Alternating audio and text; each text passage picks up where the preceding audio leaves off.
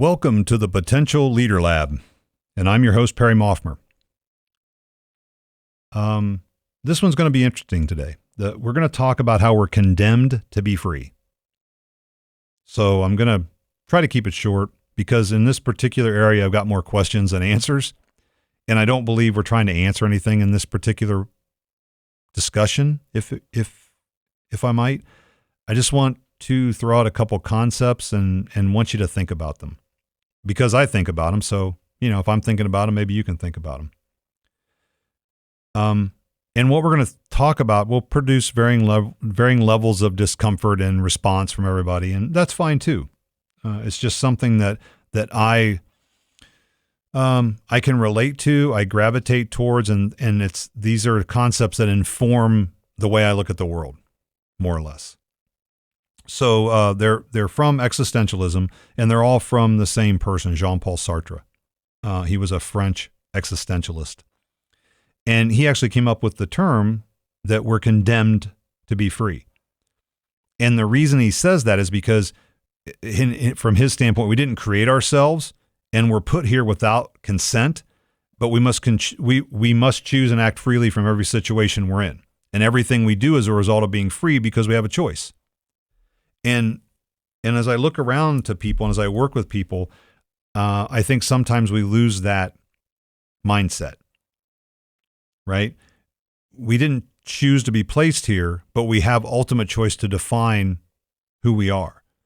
And that freedom of a human being manifests itself as the limitless choice of human action. No matter what the situation is, we can always choose to act. And in the action, we define our being. We act our way into being. And so to me, that's really powerful. We're not free beings. We're actually freedom itself. And there is no authentic self other than the one we create. And I wholeheartedly believe that. We're not fixed in any way, shape, or form. We're not destined to be something.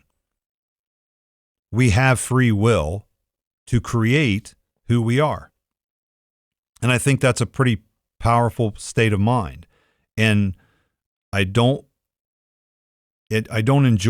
see, when I see people give up that power, when they feel like they're being acted upon, when they have more of there's a concept called locus of control. And when somebody has an external locus of control, they don't believe they have the power to change things. They believe they're being acted upon by an outside force. External locus of control. So the control is external to them. Things and people are acting upon them, which they're powerless to stop. Versus if I have an internal locus of control, I believe regardless of the situation, I have the power of choice. I have the power to do something about it. And one of my favorite sayings from existentialism is, we always have a choice, even when it's not the choice we like. And that's true. The choices that we're faced with may not be ones we like, but we always have a choice. We can always move ourselves forward. And one of my other favorite quotes is in similar vein is Joan Baez, where she said, she's credited with saying, action is the antidote to despair. Take action. We can always take action. We can always choose. And we can take comfort in the fact we're not hardwired to be any certain way. It's merely how we've developed up to this point, and how we behave right now is what takes the least amount of energy. Now, Sartre also said, existence precedes essence.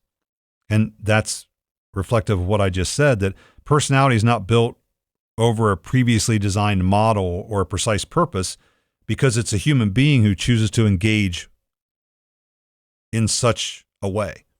And so existence precedes essence. We were brought into existence, then we figure out who we are. And we figure out who we are by our decisions, by our choices. Remember, condemned to be free, we have a choice. And I know it's just the verbiage, but the condemned to be free part is we didn't choose to be here. So that's how we get condemned to be free. And being free can be a little bit dizzying. They talk about nausea, right? And funny enough, I'm sure everybody's experienced this, but when you stand at the precipice of something, like you're standing at the top of a building, you're standing at the top of a cliff, and you look over and you feel that queasiness in your stomach. Existentialist would say it's not because you're afraid you're going to fall. It's because you know you have the choice to jump. That's the queasiness you face. It's because you know deep down inside you can choose. You're not afraid to fall. The queasiness is about the opportunity to jump. And that existence precedes essence is powerful because if we've created ideas and practices that aren't serving us, we can then do the flip of that and change that. We can create ideas and practices that are beneficial to us and everybody else. We have the power to do that. We have the choice. Now, we have to be careful. And what I've been inferring about making choices, there's also something called bad faith. And bad faith is when we give up that power and claim that we don't have a choice. That's what existentialists call bad faith. When we say, well, I had no other choice, that's bad faith. We always have a choice, even when it's not the one we want. And these are all, it's actually like it's almost like a form of self-deception that allows us to overcome our anxiety and our responsibility for making the choice. You know, we just, well, I didn't have a choice. And again, we're trying to do away with discomfort, right? So especially when we're faced with something that's challenging, when we're faced with something that doesn't feel good, that's when we typically will exercise bad faith and that little bit of self-deception saying we didn't have a choice, but we always have a choice. And then the final concept that I wanted to talk about today in this little brief discussion is just absurdity. That's a big thing with existentialism. And absurdity from our lives comes from the fact that there's no meaning to be found in the world beyond the meaning we give it. And we do create meaning out of things. Things happen and we assign meaning and value to them. And that's what creates our world. There can be the argument that most of our anxiety, most of our frustration, most of those feelings in our life come from the fact that the world doesn't do what we want it to do. We had an expectation that wasn't met, and so we have anxiety, we have frustration, we have anger, and those are all things that we projected onto it. Because by and large, if we default back to Stoicism for a minute, that Stoics would tell us that events are neutral. Like things happen, but there is no inherent meaning. We assign meaning, and at the point we assign meaning is when suffering begins. And so an event happens, we determine what we believe that means to us, and then we assign that meaning to it, and we could choose to assign a different meaning if we want to. That's kind of what, if we take Stoicism and existentialism, that's what absurdity is. It's the world has no inherent meaning. We have no inherent meaning except what we give to it. And it's, again, pretty empowering because if we have the ability to choose. And it changes our world when we give events different meaning. Things like, I didn't get a raise. A person didn't talk to me at lunch. Somebody cut me off in traffic. Take your pick of how many times during the day do you actually consciously assign meaning to something. Most of the time we don't do it consciously. It's done instantaneously. But imagine the difference in this scenario. You're driving down the road and somebody cuts you off and cuts across 3 lanes of traffic to get into a turn lane. I'm guessing your initial reaction wouldn't be positive, right? It wouldn't be something positive. It would be some level of, why'd that person do that? They're an idiot. They almost caused an accident, blah, blah, blah, blah, blah. Okay. Because we assigned meaning to that event. We projected onto them why they did it, why they behaved the way they behaved. Now, if we knew that person had their young child in the car and they were rushing to get them to the hospital, would we think about it in the same way? It would change the meaning and it would change the way we thought about it. That's what we're talking about. the easiest way to change our life is to follow a 3-word creed when anything happens with other humans. And that is simply assume best intentions. And so just imagine every day, no matter what anybody did or said to you, you assume best intentions. You assumed that they were trying to do the very best they could do. Regardless of how it came out, regardless of what they did, regardless of what they said, you had to assume that they meant well. How would that change your day? How would that change everybody else's day that you interact with? Our default is not that, typically. Our default is not to assume best intentions. Now, what's funny and ironic about that is we judge other people by their actions, but we judge ourselves by our intentions. We assume it about ourselves. That's the thought we plant in our own head, which is, oh, well, I meant well. I didn't mean that. All of those things, right? We say that about ourselves. We give ourselves the grace that we extend to almost no one else. Even those that are close to us, we don't extend the same grace to. But just imagine the difference in the world if everybody thought about that. If everybody changed it, and the absurdity of it was we gave that meaning to it. We had a choice and we gave that meaning instead of the other meaning. It's so, so powerful. And imagine all the negative emotions, all the anxiety, all the frustration, all the anger. You take your pick, all the sadness that we experience based on fallacy, based on the meaning that we give to things.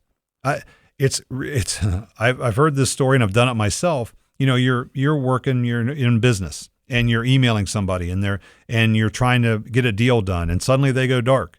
They don't respond to emails. They don't respond to phone calls. And you're building up this story in your mind about why it happened, and that so-and-so and that son of a bitch this, and how dare they not, blah, blah, blah, blah, blah. And then it never fails, at least it doesn't for me, that like 6 weeks later, they email me like, oh, I'm so sorry. My mother passed away. And then who's the jackass at that point? Now, I try to keep that in mind when I'm doing stuff now, and I'm getting a lot better at it because, again, this dovetails into something else, which is I just don't care anymore. And I don't mean that in a negative way. I just mean I don't care, meaning I don't assign emotion to it anymore because I have no idea. And this goes back to one of my core values, which is humility. If we went through our lives with a real, true sense of humility, we would never do that because we would know we don't know. We have no idea why people behave the way they do, especially people we don't know. And so if I maintain an approach of humility to everything, I'm going to have a much more pleasant life, and the people around me are going to have a much more pleasant life because I'm not going to judge. I'm not going to assume I know why they're doing what they're doing. I'm not going to assign meaning to other people's behaviors because I don't know. Neither do you. But we do, and we suffer, and others suffer as a result. And so when you think about this, when you think about, existence precedes essence and bad faith and absurdity, and we're condemned to be free, to me, they're all very empowering concepts. Again, back to humility. You don't have to agree with them. If you believe something different, that's awesome. I'm not trying to convince you. I'm just sharing what I think, and I'm thinking it from the standpoint of just trying to make it a better place. How do I take these concepts and turn the world into a better place for the people I care about? How do I stop judging people? How do I approach life with humility and knowing that I'm not in charge? The world, by the way, the world doesn't give a shit what I want. I have never been in control. I am not now in control, nor will I ever be in control of anything except me. Hell, I can't. Those of you that are parents of young kids, you know that. You can't control a 3-year-old. How the hell can you control anybody else? And the more you try to control it, the worse it gets.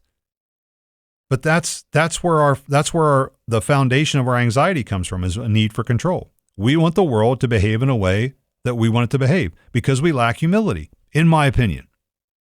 And if we get up every day and the first thing we think about is being humble and exercising humility in the way we approach people, the world is a better place. Undeniably a better place. And that's what I leave you with. So be humble, take care of each other, take care of yourself, give everybody some grace, and I'll see you next time in the lab.